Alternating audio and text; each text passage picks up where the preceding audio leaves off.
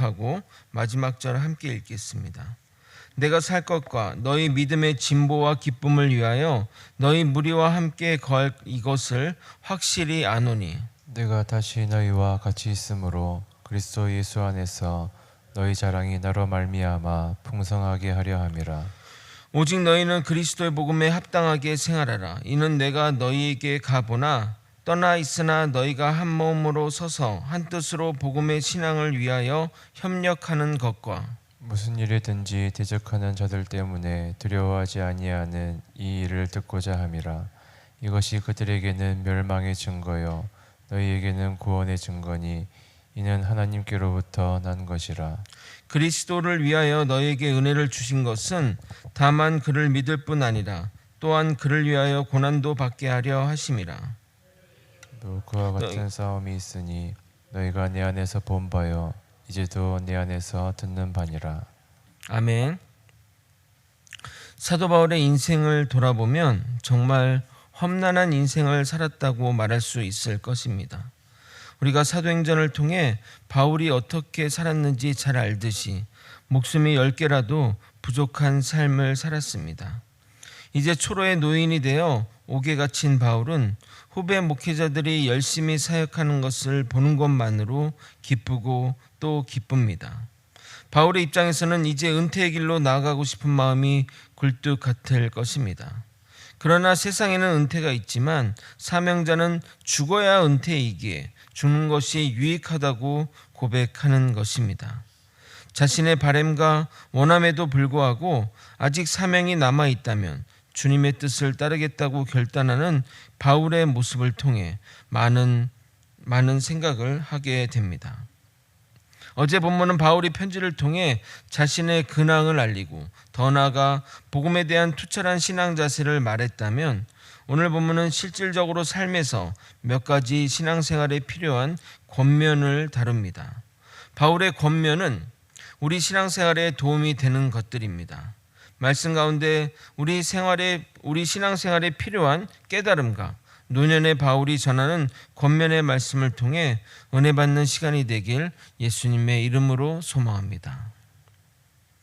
학자들은 사도 바울의 로마 시기를 크게 세 부분으로 나누는데 첫 번째는 로마로 가자마자 시위대 안에 갇혀있던 시기를 말하고 두 번째로 가택연금 상태로 자유롭게 복음을 전하며 살았던 시기를 말하고 세 번째는 다시 옥에 갇혀 순교로 나아갔던 시기로 구분합니다.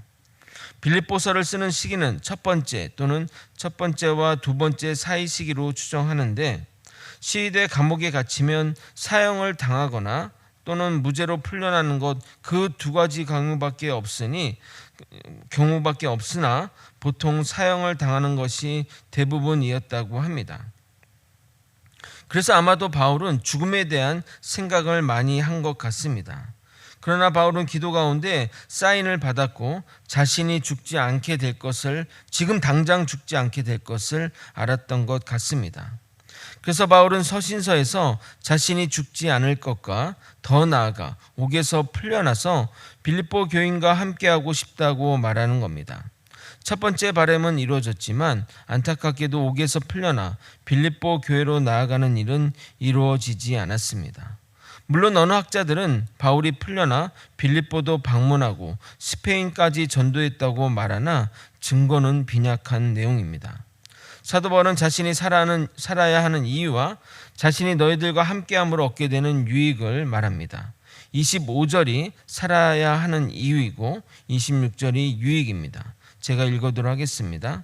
내가 살 것과 너희 믿음의 진보와 기쁨을 위하여 너희 무리와 함께 거할 이것을 확실히 아노니 내가 다시 너희와 함께 있으므로 그리스도 예수 안에서 너희의 자랑이 나로 말미암아 풍성하게 하려 함이라.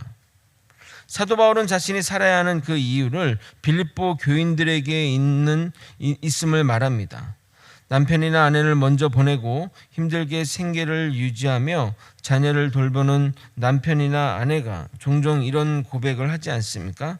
내가 사는 이유는 너희들 때문이야. 너희 때문에 내가 산다. 아마도 우리 성도 중에는 그런 인생을 사신 분들이 많으실 것입니다. 그런데 사도 바울의 고백은 그런 고백과 맥을 같이 합니다. 너의 믿음의 진보와 믿음으로 인해 넘치는 기쁨의 삶을 위해 내가 살고 너희와 함께 동행할 것을 말합니다. 그러나 이것은 자신의 바람을 말하는 것이 아니라 주님이 맡기신 사명을 말하는 겁니다. 사도 바울은 자신을 하나님의 도구로 철저하게 인식하고 있습니다. 그래서 하나님이 빌립보 교회 성도들을 위해 자신을 생존케 할 것을 확신한 것입니다. 그리고 바울 자신에게 자신이 너에게 가서 너희와 함께 생활하면 너희의 자랑거리가 늘어날 것이라고 말하는데 어떤 자랑거리가 늘어나는지는 정확하게 모르나 믿음이 성장하여 하나님 앞에 내세울 것이 많아질 것을 말하는 것으로 여겨집니다. 성도의 성장에는 목회자의 도움이 반드시 필수적입니다. 성도 스스로 성장할 수도 있지만 한계가 있습니다. 성도가 목회자와 더불어 성장해 나갈 때 가장 좋은 모습이라 하겠습니다. 그러면 교회도 성장하고 하나님 앞에서 자랑할 것이 늘어날 것입니다. 물론 반대의 경우도 있습니다. 성도를 망치는 데에도 목회자의 역할이 필수적입니다. 목회자의 잘못된 인도가 성도를 망치고 교회를 망치게 합니다. 우리 교회의 모습은 어떠한 것 같습니까? 저는 여러분을 통해 성장하고 있고 여러분도 저를 통해 성장하고 있다고 생각합니다. 이러한 좋은 관계가 지속되도록 기도하고 또 우리 모두 노력해야 할 것입니다. 믿음의 진보와 기쁨, 주님 앞에서 자랑거리가 많아지는 삶은 저절로 이루어지지 않습니다. 복음에 합당한 삶을 살아갈 때 그것이 이루어지는 겁니다. 그러면서 바울은 두 가지를 빌립보 교인들에게 듣고 싶다고 말합니다. 27절, 28절을 여러분이 한번 읽어보도록 하겠습니다. 함께 읽겠습니다. 시작. 오직 너희는 그리스도의 복음에 합당하게 생활하라.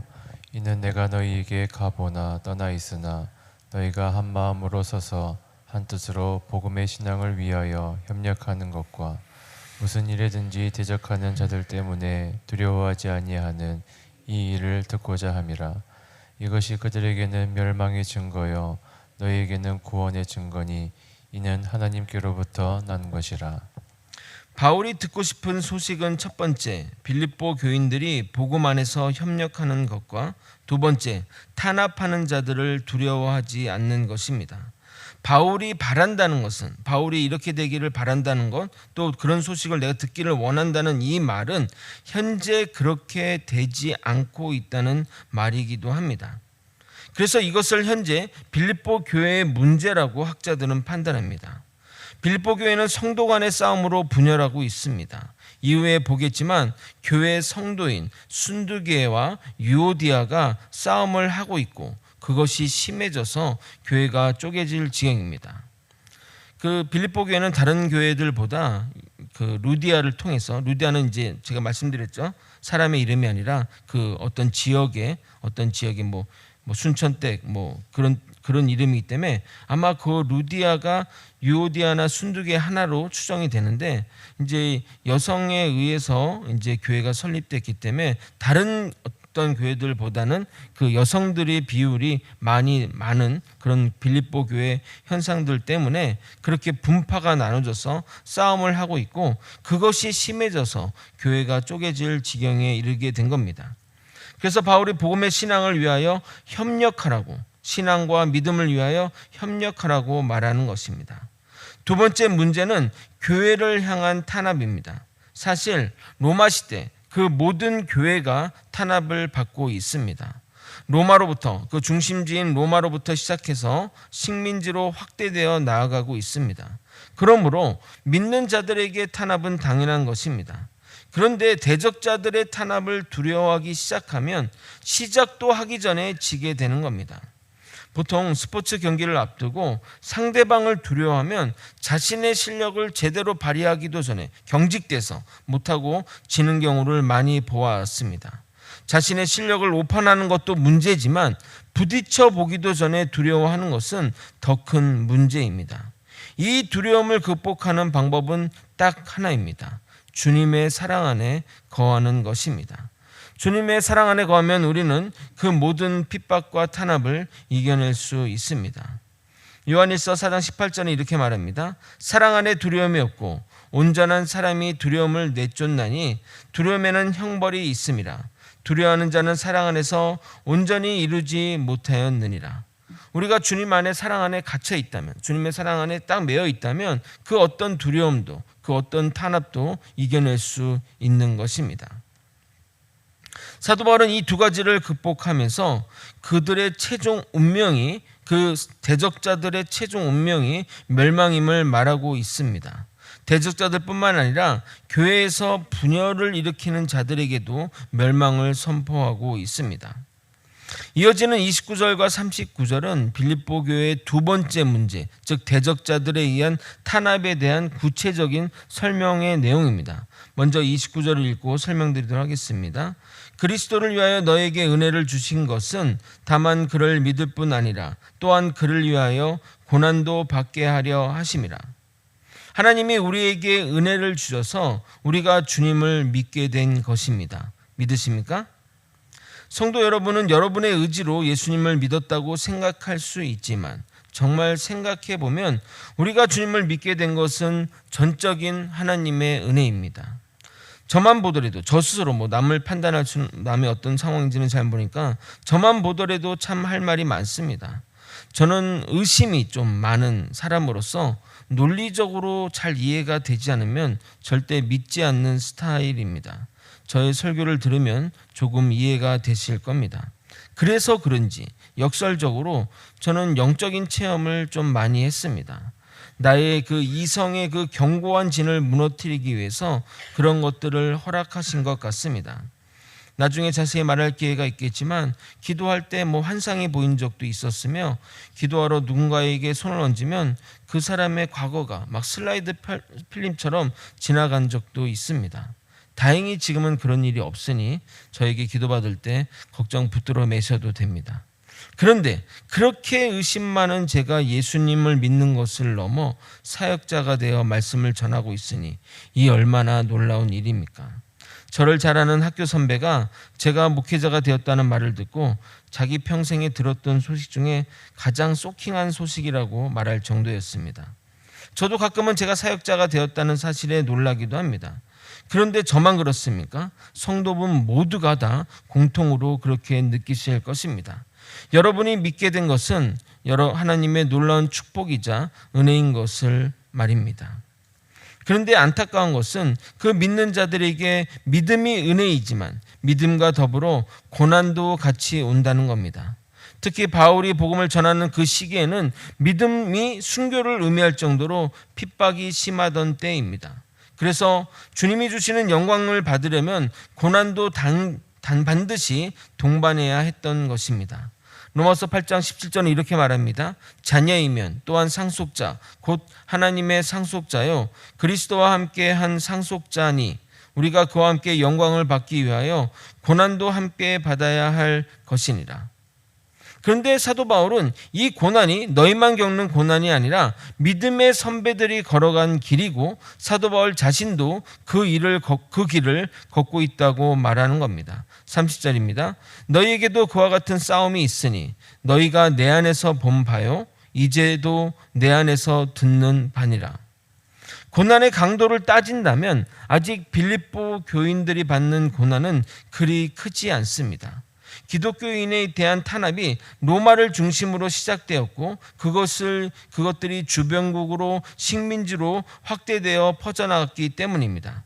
그러므로 앞으로 닥칠 고난을 염려하며 내가 당하는 고난을 너희가 보고 들은 대로 너희도 너희의 싸움을 준비하며 이겨내라고 말하는 것입니다. 말씀을 정리하겠습니다. 우리 또한 우리가 짊어져야 할 각자의 십자가, 각자의 고난이 존재합니다. 그 고난의 십자가가 무엇일까요? 사실 우리가 과거와 비교하면 고난이 거의 없다고 해도 맞습니다. 요즘 대한민국에서 교회 간다고 여러분이 하나님을 믿는다고 해서 탄압받는 사람이 얼마나 있습니까? 그런데 역설적으로 교회 인구는 점점 줄어들고 있습니다. 예수를 믿는데 거치는 것과 탄압은 전혀 없는데 점점 기독교 인구가 줄어드니 이것을 어떻게 설명하겠습니까? 저는 차라리 고난이 온다면 우리의 믿음과 신앙과 교회가 더 단단해지지 않을까라고 생각할 정도입니다. 저는 이런 시기, 정말 아무런 고난도 없고 믿음의 어떤 그런 도전과 이렇게 없는 이 평온한 시기가 오히려 우리에게 위기라고 생각이 됩니다. 그래서 우리 스스로 고난에 들어가야 한다고 생각합니다. 사서 고생한다는 말처럼 우리 스스로 고난에 들어가 우리의 믿음을 굳건히 해야 할 것입니다. 그러면 지금 시대 스스로 고난에 들어가는 것은 무엇일까요? 바로 전도입니다. 요즘 정말 전도가 어렵습니다. 길거리 전도를 잘못하면 사람들의 손가락질을 받거나 심하면 욕을 들을 수도 있습니다. 그러므로 전도에 애를 써야 하는 겁니다. 그래야 우리의 믿음이 단단해지고 굳건해질 수 있는 것입니다. 우리의 이 믿음의 삶이 너무나 평안해지면 우리의 믿음만 약하게 할 뿐입니다. 우리 모두 복음의 일에 최선을 다하는 저와 여러분이 되시길 예수님의 이름으로 소망합니다. 기도하시겠습니다. 하나님의 뜻을 따라 살아가는 우리 모두가 되게 도와주시옵소서. 아버지, 우리 시대는 너무나 고난이 없습니다. 아버지, 거치는 것이 하나도 없습니다. 예수 믿는데 전혀 문제가 없습니다. 그러나 우리의 믿음은 연약해져 가고 있습니다. 성도들이 줄어가고 있고 믿는 자들이 점점 줄어들고 있습니다. 아버지, 이 시기에 우리가 무엇을 선택하며 무엇을 따르며 살아가야 할 것인가요? 우리에게 지혜를 주셔서 하나님의 뜻을 전하는 그 믿음의 길로 나아갈 수 있도록 이끌어 주시고 인도하여 주시옵소서. 우리의 믿음이 굳건해지기 원합니다. 마지막 날 미혹되지 않고 마지막 날 아버지 그런 어떤 배교의 위험에서도 이겨낼 수 있게 우리의 믿음이 더욱더 굳건해지는 길로 나아갈 수 있도록 붙들어 주시옵소서. 사랑이 많으신 예수 그리스도 이름으로 기도드립나이다. 아멘.